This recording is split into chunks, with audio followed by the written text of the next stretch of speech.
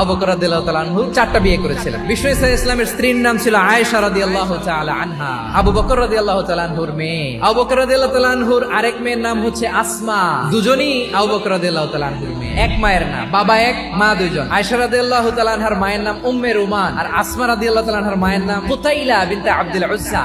আসমা ইসলাম ধর্ম গ্রহণ করে মুসলিমা, কিন্তু তার মা কুতাইলা মুশরিকা। কুতাইলা কলিজার টুকরা সন্তান আসমারে দেখার জন্য কিছু উপহার নিয়ে বিশাল মরুপথ পাড়ি দিয়ে মক্কা থেকে মদিনায় যায়। সুবহানাল্লাহ বলে। এখন মা আসছে মেয়ের সাথে দেখা করতে, মেয়ে তো আর দেখা দেয় না। মেয়ে ভাবছে আমার মা তো মুশরিকা, অপবিত্রা, তার সাথে কি দেখা দেয়া যাবে? বিশ্বনবীর দরবারে চলে গেলেন, যে বললেন ইয়া রাসূলুল্লাহ, হে ইয়া হাবিবাল্লাহ, আমার মা মক্কা থেকে আমার সাথে দেখা করতে এসেছে গো নবী। বিশ্বনবী বললেন হ্যাঁ অবশ্যই, আগে যেমনি ভালো আচরণ করছো আসমা, এখন ওইরকমই করো, পারলে আরো বাড়াই করো। তাহলে আমার যে হিন্দু ভাইরা, আপনার আম্মা আব্বা এখনো মুসলমান হয় নাই, তাদের জন্য দোয়া করেন, আল্লাহ যেন তাদেরকেও ঈমানের দৌলত দান করে।